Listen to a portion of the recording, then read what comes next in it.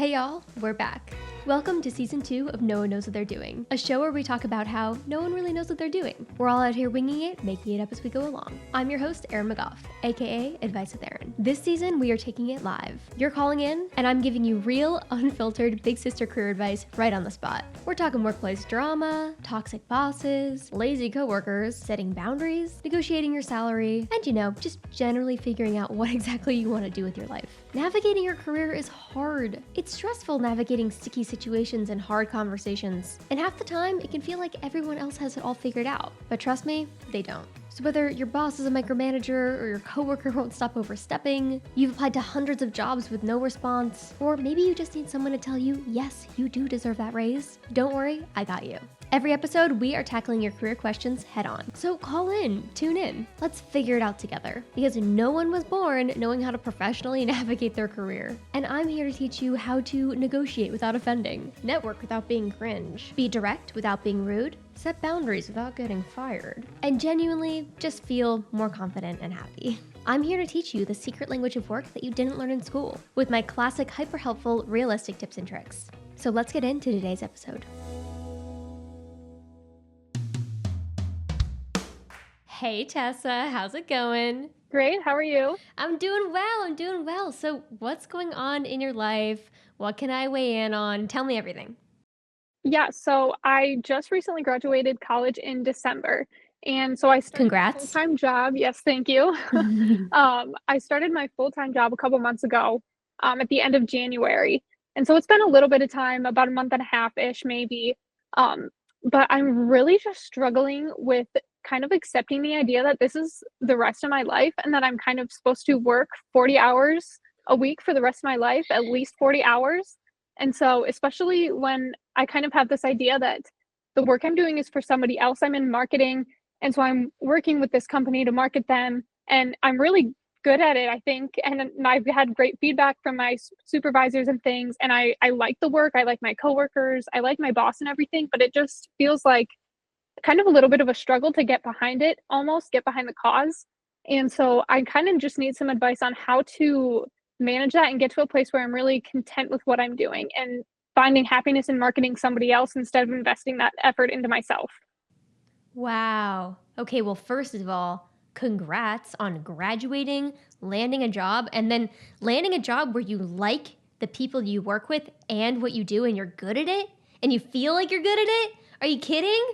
Pretty crazy, I know. So I got all the cards. So yeah, that's why I'm still struggling with why I can't really like accept that and just like go forward with it. But Okay. I think I can help you work through this a little bit here. So you keep mentioning this word accept. Accept that this is your fate, that this is the way it's going to be. Tell me a little bit more about where that's coming from. yeah, I guess I hadn't even really tuned into that myself. But I think it's just obviously in college you have so much freedom and you have so many paths ahead of you and so many choices. And so now it really feels like I've almost locked myself down and decided that this is what I'm doing. And so I really feel like I know you're going to tell me that you can always change. There's always so many different opportunities, but it just feels like almost I'm really locking myself into something. And so I'm really struggling with that part of it, I guess, with being able to know that I've chosen the right thing and I'm doing the right thing for myself. Got it. So you're really concerned about knowing that you're doing the right thing is what I'm hearing. Yeah, yeah. I guess it's Okay. just like I said, it's kind of I'm struggling with knowing that I'm putting in all this effort and all this hard work that I think is really working well for myself and for the company, but I know that I could be putting this work into marketing myself and building my own brand or my own identity and things like that. So I just don't know if my efforts are really going to pay out and make me happy in the end. There we go. Ding, ding, ding. You figured it out all on your own. See, what I hear is an incredibly intelligent and ambitious person who knows that they want a good life. You want to have a good life. You want to believe what you're working in. You want to do good work. You want to work with people you like. You have high standards for yourself. And that is a beautiful thing. Don't get jaded. Keep that goal in mind. To me, you sound like a business owner. You sound like an entrepreneur. What I would caution you is it's a cognitive distortion called catastrophizing. It's when you kind of think, oh my gosh, I'm locked into this forever. I'm stuck in this forever. And I heard you were saying what I was going to say. Well, you're not Oh, locked in yep. this forever. You're like, that's BS, Erin. I know. I'm not locked Yep, in it yep. forever. I know But it, but I still think it. Yep. exactly. You're still thinking it, and it's your brain's way of protecting yourself. You're looking for danger, for caution. And it sounds like, are you a pretty type A person? Pretty organized? Oh, yeah, for sure. I've got my Yep, whole it life sounds like scheduled it. out. Yep. Yep. You got your whole life planned out, and you know what? Something's going to happen. A pandemic, Yes. something's going to come through and throw a bunch. I worked in the film industry. Like, There you I go. did Yeah. something so different, So you're not locked in. I do want to explore this because this isn't actually a real, like your career is great. No matter what you do, you will be successful at it. This sounds more of like an emotional story that you have going on with inside your head. So I'd like to work through that story with you a little bit. I want to ask you, what's worst case scenario? You get to 65 years old, you put in your retirement papers. What is the worst case scenario? Hmm. I would say just my very first initial thought would be getting to that point and never having maybe tried something or really gotten uncomfortable and put myself out there to test if I could really build my own brand and build my own business myself.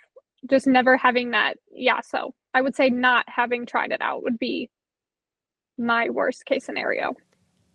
Interesting. Okay, so what are we thinking about going off and doing our own thing? I think it sounds a little scary. um, I think it would probably be something that I would have to work on as I'm still working full time in things, and especially graduating college. I'm still trying to figure out if this is just my college brain hasn't adapted really to the full time job schedule and things like that. But yeah, I just think maybe I'll kind of work on a little bit of a side hustle almost while I'm still working this full time job and really see what fulfills me the most and where I get to that I can really build off of. You like we are kindred. When I was in college, I loved college. College is very fun. It's like a 4-year vacation. But Right. one thing that I really hated about college was I was so poor. I was so poor, and Mhm. I hated overdrafting my bank. I was always hustling. I always had 3 jobs. I was always working, and I could not wait to graduate college to Uh-huh. actually be able to get a job. And I was just like you. I interned full time at a 9 to 5 corporate job, and I was like, Okay. hell to the no, I'm not doing this for the rest of my life. And that is where entrepreneurs are born. They are stubborn, they don't like people telling them what to do, and they want to do their own thing on their own time. You Yep. sound like that is you. And so what's holding you back? I mean, you're very early on. You're only a few months into your career. So my question for you is like, would you strategically want to maybe work in a company, an agent? Wait, what kind of work do you do again? Can you remind me?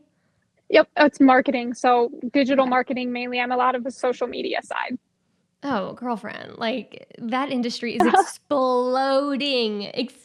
There's Very so true. much opportunity. Okay, tell me, what's the dream? Like, if you could snap your fingers tomorrow and have the ideal company, like, what would you be doing? I think I would have some sort of blog, social media presence, and be able to kind of share my knowledge and my passions to the world through that medium. Do you know of anybody doing that right now that you'd like to emulate? Um, I mean, there's plenty. Do a great job of that social media presence on Instagram. I follow you there. So things like that. I don't know if there's anybody really with a specific niche that I have in mind that I would really want to stick to or that I can think of. But Okay. Okay, here's my task for you then.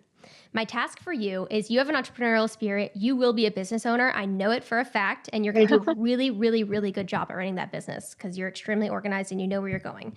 What my challenge is for you is that you need to be a sponge. So I really encourage you, especially since you're in a job where you like the people that you work with and you like the work you do and you're proud of it. Observe their workflow, observe how they hire, observe their HR, and steal all the good things and don't do all the bad things. And I want you to find 5 people who are doing what you want to do and see how they got there. It's a rapidly changing industry, so you can't copy career paths directly, but like I can think of several people running Substacks, that's like a big thing right now about the creator economy. People starting, startups about the creator economy. There's so much there. And I think you need to find specific examples and use them as inspiration while you're learning at this current company and maybe go to a different company, maybe that's bigger, more legit. I don't know where you're working now, but I want you to really become a sponge and not, and think about it as an opportunity to observe how a agency is run so that when you do run your company, you know where to start.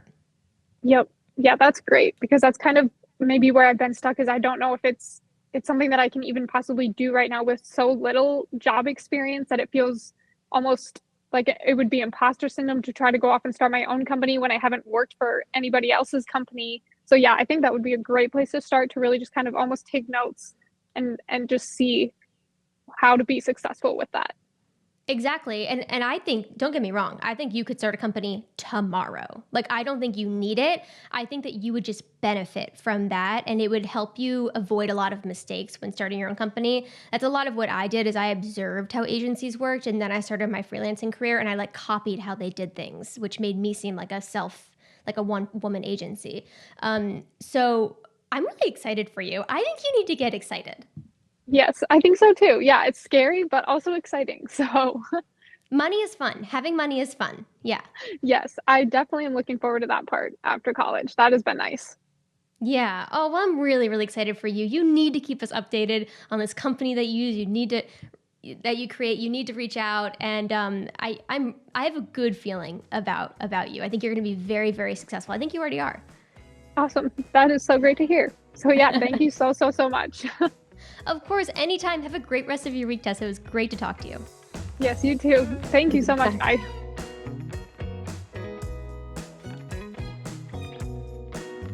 I designed a quiz that pairs you with your ideal career based off of your personality and lifestyle preferences. It's 30 questions. It's 100% free. Go over to advicewithaaron.com/quiz to take it today. And every week, I send out a handwritten email with a piece of motivational advice and a communication tip. So if you'd like to join over 200,000 readers, head over to hyperhelpful.com. You're doing great. I'm proud of you. And remember, you got this.